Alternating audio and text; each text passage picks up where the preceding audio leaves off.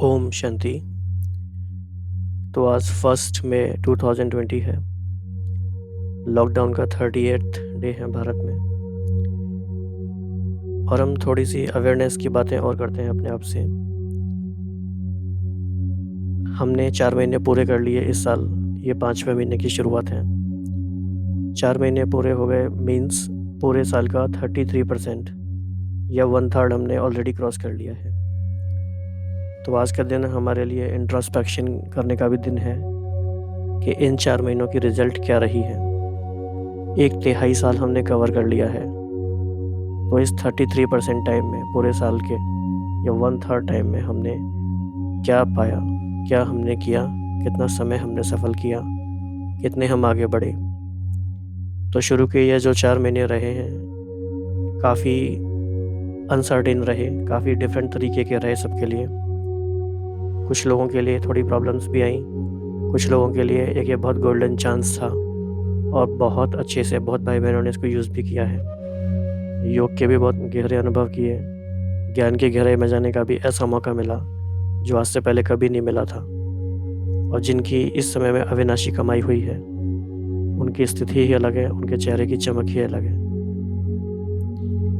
तो बार बार हमें अपने आप को ये समय की अवेयरनेस ज़रूर दिलानी है कि ये कौन सा समय चल रहा है।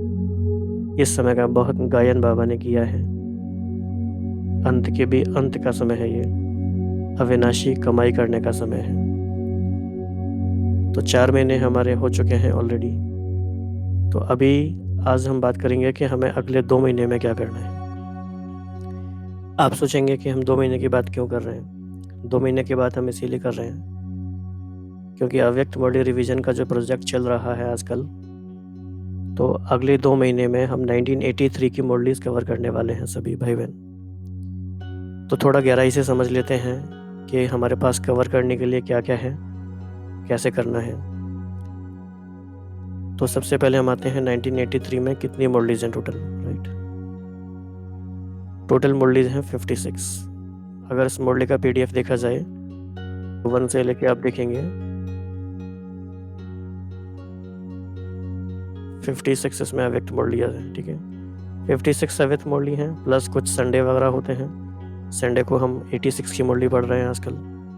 तो इस तरह से मिला के देखा जाए तो 2 महीने का टाइम हमें कम से कम चाहिए।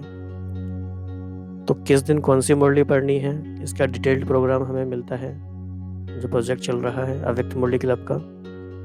तो इसको भी हम सेंड आपको ग्रुप में मिल गया होगा भाई, बहुत भाई बहनों को। जिनको नहीं मिला होगा उनको टेलीग्राम के चैनल में भी भेज देंगे। तो ये हमें बहुत अच्छे से समझना है कि जैसे आज 1 में है तो आज बफर डे है। बफर डे क्यों है?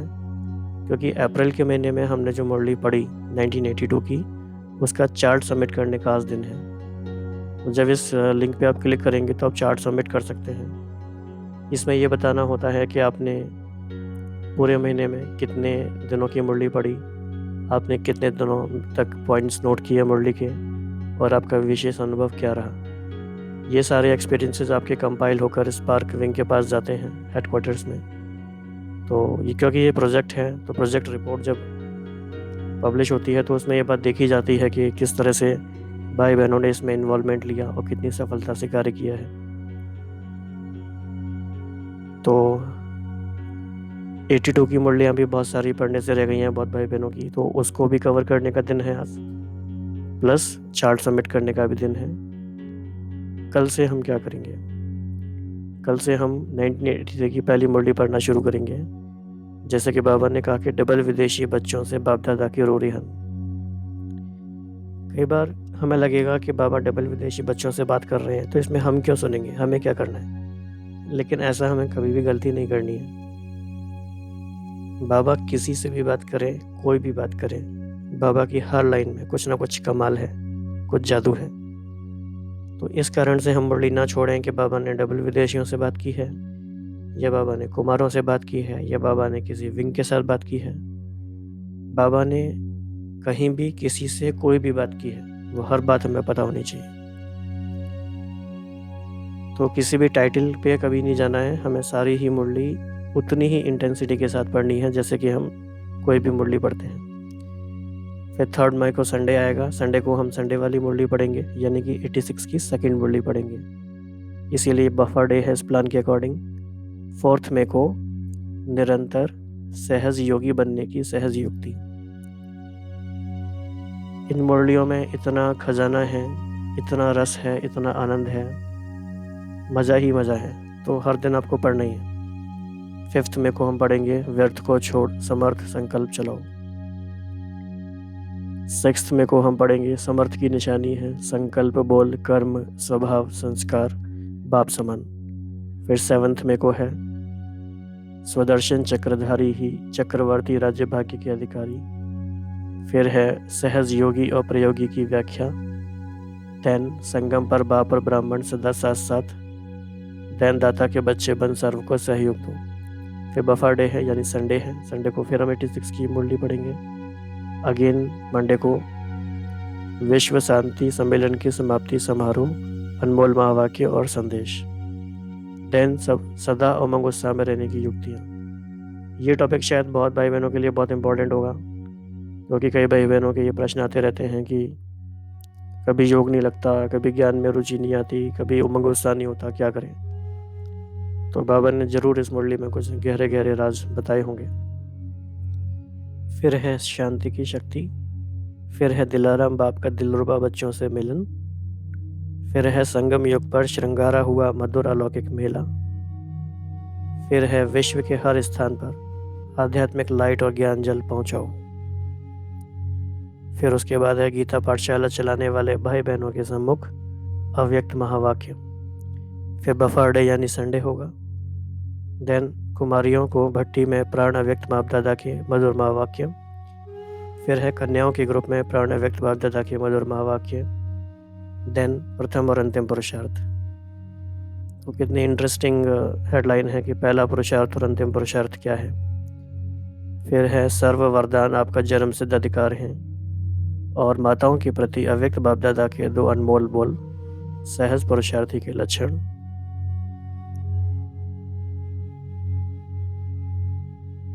राइट। फिर है परचिंतन तथा परदर्शन से हानियां, ये भी अच्छा टॉपिक है। फिर है संपन्न आत्मा सदा स्वयं और सेवा से संतुष्ट।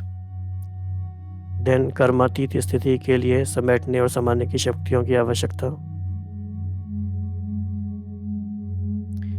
देन संगम युग का प्रभु फल खाने से सर्व प्राप्तियां। फिर है संगम योगी मर्यादाओं पर चलना ही पुरुषोत्तम बनना है। फिर है रूहानी पर्सनैलिटी। फिर है दृष्टि और वृत्ति परिवर्तन करने के लिए युक्तियाँ।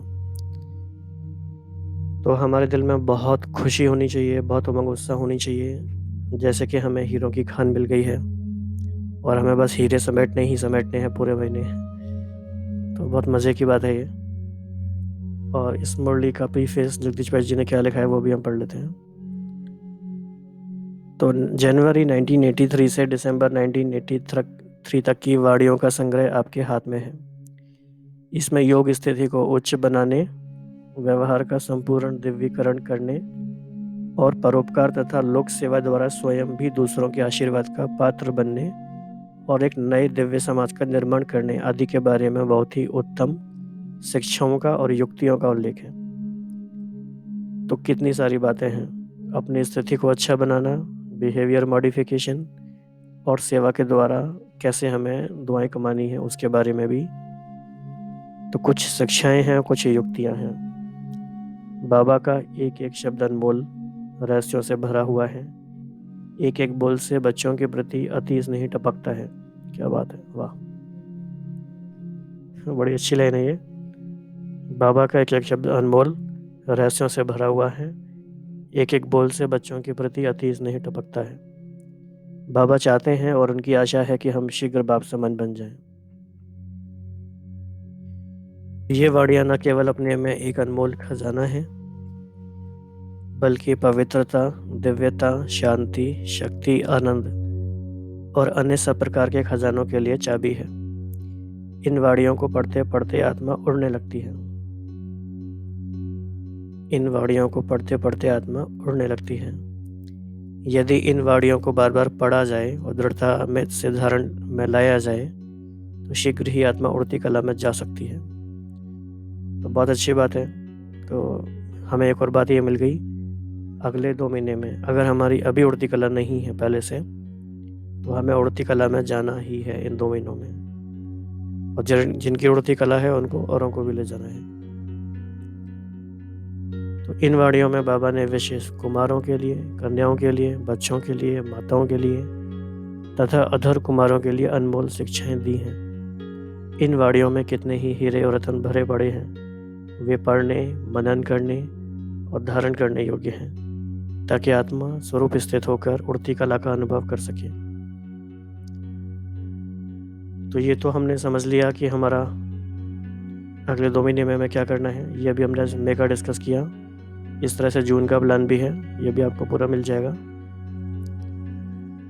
तो हमें अपने माइंड को प्रिपेयर करना है, ये बहुत ज़रूरी है। हम बिल्कुल अपने आप को अच्छे से उमंग उत्साह में लेकर आए और अपने आप के साथ पक्का कमिटमेंट करें कि अगले 2 महीने एक भी मुरली हमारी मिस ना हो किसी भी हाल में, और एक एक लाइन, एक एक शब्द बाबा का हमारे जीवन में समा जाए। और ऐसा भी ना हो कि पहली मुरली पढ़ी और फिर दूसरी मुरली पे जाएं तो पहली मुरली भूल जाएं। नो, सारी ही मुरली, सारी मुरलियों का सार हमारे मन में हर समय घूमता रहे। तो ऐसी कंप्लीट मास्टरी, कंप्लीट कमांड हमें 1983 की मुरलियों में करनी है अगले 2 महीनों में।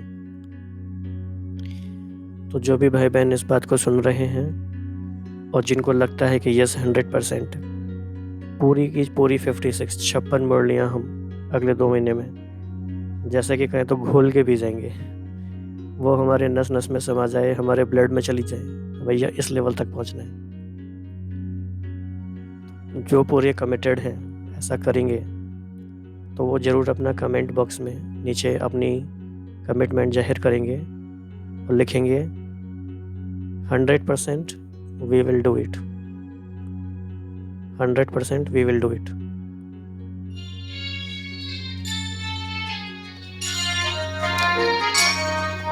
सॉरी या तो बिल्कुल अपने आप को जागृत करना है, होश में भी लेकर आना है, जोश में भी लेकर आना है। तो इसके अलावा आपके मन में और कोई बात आ रही है तो आप कह सकते हैं। तो अभी तक जो भी बैकलॉग है, पीछे की चीज़ें पड़ी हैं पेंडिंग, वो भी आप देख लीजिए, उनको आज फिनिश कर लीजिए। आज का दिन आपके पास है। कल से फिर हमें बिल्कुल भी रुकना नहीं है, बैठना नहीं है, उड़ती कला में जाने की तैयारी करनी है। उड़ती कला में जाने के लिए बहुत एनर्जी चाहिए, तो आप एनर्जी को इकट्ठा कीजिए अच्छे से और मन में ये संकल्प अपने आप को बार बार दीजिए, उड़ती कला में हम जा रहे हैं, उड़ती कला में हम जा रहे हैं, हम उड़ती कला में हैं। और ऐसी उड़ती कला में हम चले जाएं कि 2 महीनों में सारी दुनिया में लोगों को फरिश्ते नज़र आने लगे। तो आई होप आप बाबा का मैसेज समझ गए होंगे, बाबा की भावना क्या है।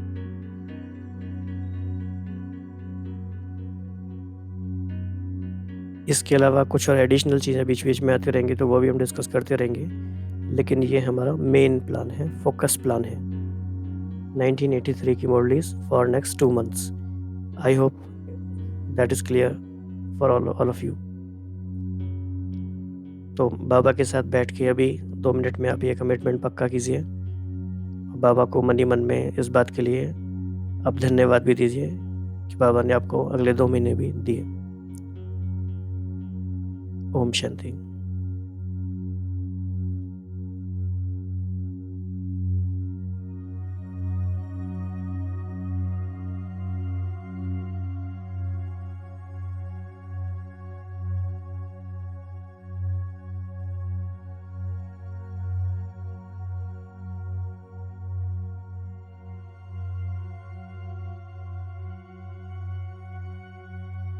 एक लास्ट बात ये भी है कि